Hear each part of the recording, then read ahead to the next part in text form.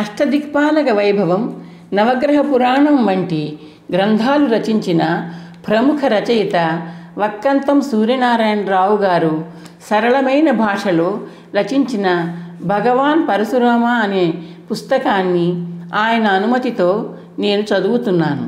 శ్రోతలందరూ విని లైక్ చేసి, షేర్ చేసి, సబ్స్క్రైబ్ చేస్తారని ఆశిస్తున్నాను. భగవాన్ పరశురామ ప్రారంభం. అగ్రతో చతురో వేదాః పృష్ఠతో శశరం ధనుః ఇదం బ్రహ్మం ఇదం ఛాత్రం శాపదపి శరాదపి. శ్లోకం పఠించి నిర్వికల్పానంద శిష్యులను చిరునవ్వుతో చూశాడు. అర్థం చెప్పండి గురువుగారు, విమలానందుడు వినయంగా అన్నాడు. ఇది భగవాన్ పరశురాముడి వ్యక్తిత్వానికి అద్దం పట్టే శ్లోకం. పరశురాముడి ముందు భాగాన అంటే ముఖంలో 4 వేదాలు, వెనుక వైపున అంటే వీపు మీద బాణాలు, విల్లు. ఇదే బ్రాహ్మణత్వం, ఇదే క్షాత్రం. శాపాలు పెట్టడంలోనూ, శరాలతో కొట్టడంలోనూ. విడమరిచి చెప్పుకోవాలంటే పరశురాముడిలో వేద విజ్ఞానం ఉంది, శపించే శక్తి ఉంది. అది బ్రాహ్మణ లక్షణం. ఆయన వెనక వైపున విల్లు, బాణాలు ఉన్నాయి. శరసంధానం చేసి తునుమాడే శక్తి ఉంది. అది క్షత్రియ లక్షణం. అంటే పరశురాముడిలో బ్రాహ్మణత్వము, క్షత్రియత్వము పెనవేసుకుని ఉన్నాయన్నమాట. వేద విజ్ఞాన ఖని అయిన బ్రాహ్మణుడిలాగా ఆయన శపించి తప్పించజేయగలడు. ధనుర్విద్యా నిపుణుడైన క్షత్రియుడిలాగా శరపరంపరలో పరలోకానికి పంపగలడు.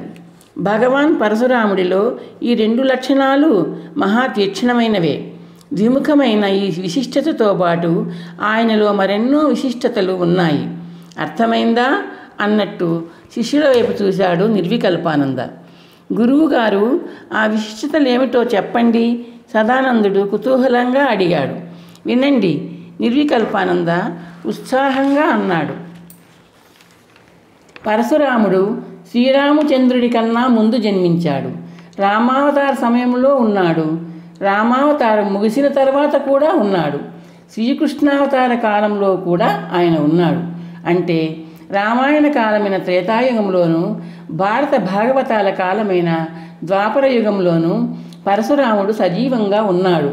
ఆయనకు రామాయణంతోనూ మహాభారతంతోనూ ప్రత్యక్ష సంబంధం ఉంది. క్రమానుగతంగా ఆ కథనాలను శ్రవణం చేద్దాం. పరశురాముడు శ్రీ మహావిష్ణువు 6వ అవతారం. ఆయన భృగువంశంలో అవతరించాడు. అందుకే ఆయనకు భార్గవరాముడు అనే నామధేయం కూడా ఉంది. భృగువంశానికి మూలపురుషుడు ఎవరో తెలుసా?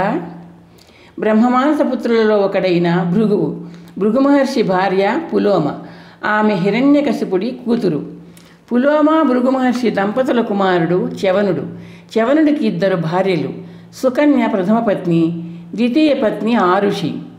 ఔర్యుడు చ్యవనుడి పుత్రుడు. తల్లి ఆరుషి.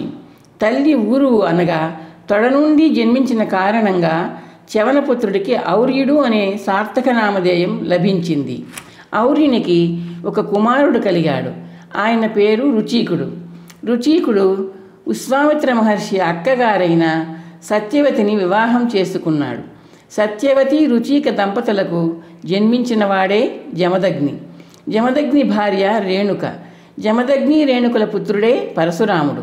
పరశురాముడి తండ్రి గారైన జమదగ్ని జన్మగాథతో ప్రారంభించి భగవాన్ పరశురాముడి చరిత్ర శ్రవణం చేద్దాం. నిర్వికల్పానంద ఆగాడు. జమదగ్ని జనన వృత్తాంతంలో ఏదో ప్రత్యేకత ఉంటుంది. అందుకే గురువుగారు ఆయన జననంతో ప్రారంభిస్తున్నారు. శివానందుడు చిరునవ్వుతో అన్నాడు. విశేష కథనాలు వినసొంపుగా ఉంటాయి శివానంద, చిదానందుడు అన్నాడు. ఔరిని కుమారుడైన రుచీకుడు గాధిరాజు కుమార్తె సత్యవతిని కోరి వివాహం చేసుకున్నాడు. నిర్వికల్పానంద చెప్పసాగాడు. నూతన వధువు సత్యవతి భర్త రుచీకుడిని సమీపించి సిగ్గుతో తలవాల్చి నిలుచుంది. రుచీకుడు ఆమె వైపు చిరునవ్వుతో చూశాడు. ఏదో కోరికతో నా వద్దకు వచ్చావు.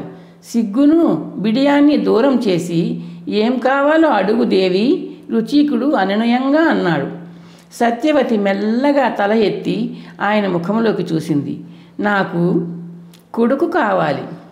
అతి సహజమైన కోరిక, అతివ సహజమైన కోరిక, తీర్చడంలో ఆనందం, తీర్చిన అనంతరము ఆనందం కలిగించే ఉదాత్తమైన కోరిక అన్నాడు రుచీకుడు.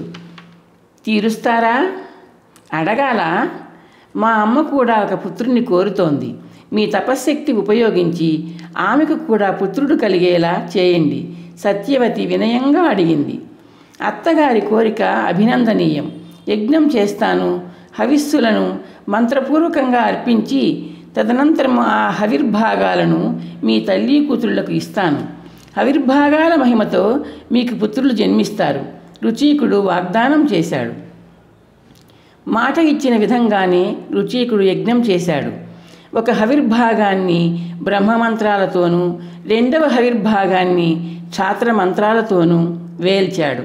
బ్రహ్మమంత్రాలతో హోమాగ్నిలో వేల్చిన చరువు ప్రభావంతో బ్రాహ్మణ లక్షణాలతో పుత్రుడు జన్మించే విధంగాను, ఛాత్రమంత్రాలతో వేల్చిన చరువు ప్రభావంతో క్షత్రియ లక్షణాలు కలిగిన పుత్రుడు జన్మించే విధంగాను సంకల్పించి ఆ యాగం చేశాడు రుచీకుడు.